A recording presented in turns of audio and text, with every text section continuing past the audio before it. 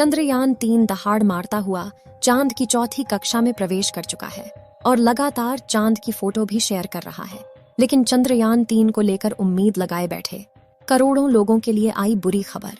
भारत को हराने के लिए रूस ने अचानक से लॉन्च किया अपना मून मिशन। चांद के दक्षिणी ध्रुव पर सबसे पहले उतरने की मची ओढ़। इसी ओढ़ में भारत का चंद्रयान-3 और रूस के लूना 25 के आपस में टकराने का खतरा आया सामने। यह स्पेस एक्सप्लोरेशन है या भारत को नीचा दिखाने की कोई साजिश?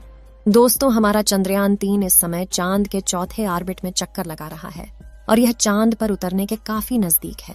हम सभी भारतीय मिशन को लेकर बहुत ज्यादा उत्साहित हैं और इस उत्साह की एक बड़ी वजह यह भी है कि हमारा अंतरिक्ष यान चांद के दक्षिणी ध्रुव में उतरने वाला है। जैसा कि हमें उम्मीद थी कि इस मिशन के सक्सेसफुल होते ही भारत चांद के इस इलाके में उतरने वाला दुनिया का पहला देश बन जाएगा। लेकिन हमारी इन उम्मीदों को बहुत बड़ा झटका लगा है, क्योंकि अचानक से बिना शोर शराबा किए ही रूस ने अपना अंतरिक्ष यान लूना 25 लॉन्च कर दिया है।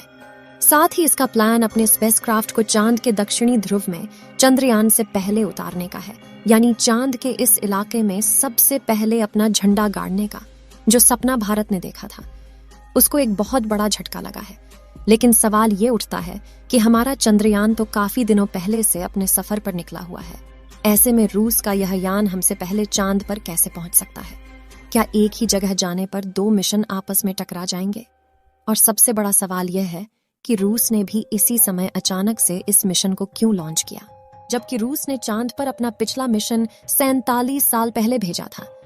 क्या यह भारत के खिलाफ कोई साजिश है? इन सभी सवालों के जवाब हम आपको आज इस वीडियो में देने वाले हैं, इसलिए वीडियो को अंत तक जरूर देखिएगा।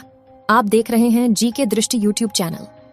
दोस्तों, जैसा कि हम सबको पता होगा, हमारे चंद्रयान-3 ने 14 जुलाई के दिन चांद पर पानी की खोज करने के इरादे से उड़ान भरी थी और जब से यह मिशन लॉन्च हुआ है, इसरो ने कई कीर्तिमान स्थापित किए हैं।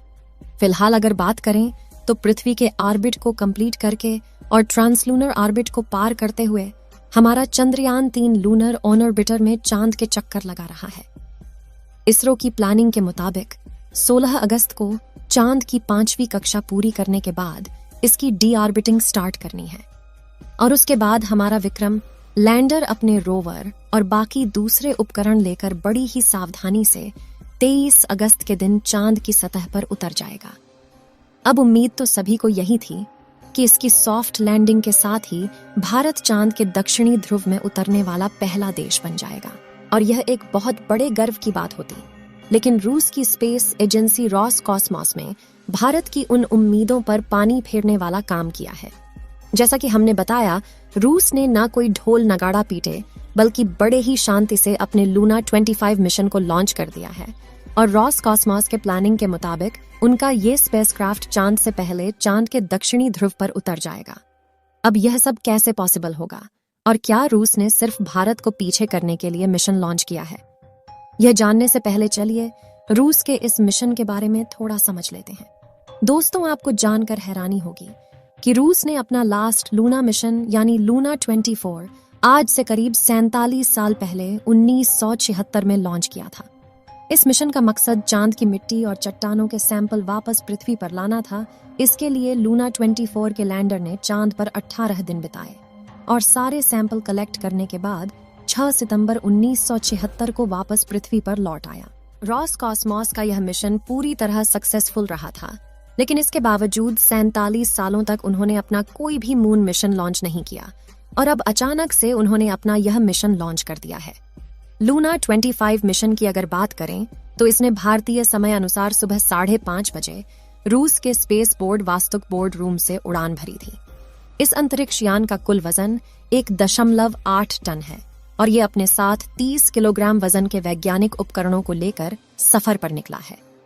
रूस का लूना 25 मिशन का मकसद चांद के दक्षिणी ध्रुव पर सॉफ्ट लैंडिंग करने वाला दुनिया का पहला देश भारत नहीं बल्कि रूस को बनना है और चांद की आंतरिक संरचना और सरफेस मटेरियल पर शोध करना और पानी की खोज करना होगा। इसके लिए चांद की सतह में करीब 6 इंच गहरा गड्ढा खोदकर वहां से सैंपल निकालना होगा और फिर उसमें जमे हुए पानी की खोज करेगा, जो कि चांद पर मानव जीवन के पनपने के लिए बहुत महत्वपूर्ण है। अपने इन सभी कामों को अंजाम देने के लिए लूना 25 का लैंडर चांद पर करीब 1 साल तक रहेगा और एक्सपेरिमेंट करेगा, जबकि हमारे चंद्रयान 3 का मिशन सिर्फ 2 हफ्ते का होगा। अब बहुत से लोग के मन में यह सवाल भी उठ रहा होगा कि रूस का यह अंतरिक्ष यान हमारे चंद्रयान के लिए कोई बाधा तो नहीं बनेगा, क्योंकि दोनों मिशन तकरीबन एक ही समय पर चांद के एक ही इलाके पर होने उतरने जा रहे हैं। इस पर रूस की स्पेस एजेंसी की तरफ से यह कहकर आश्वासन दिया गया है कि दोनों मिशन एक दूसरे के रास्ते में बिल्कुल नहीं आएंगे, क्योंकि चांद का दक्षिणी ध्रुव बहुत बड़ा है और उस पर सारी स्पेस एजेंसियां एक साथ एक ही समय पर अपने मिशन भेज सकती हैं।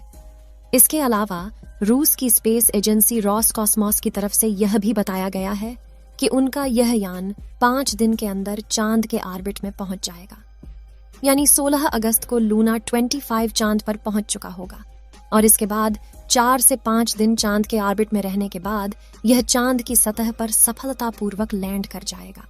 इसका सीधा मतलब यह है कि अगर सब कुछ सही रहा तो लूना 25 हमारे चंद्रयान से करीब 1 या 1.5 दिन पहले चांद की सतह पर उतर चुका होगा। ऐसा करते ही चांद के दक्षिणी ध्रुव में पहुंचने वाले देश में रूस का नाम सबसे ऊपर आ जाएगा।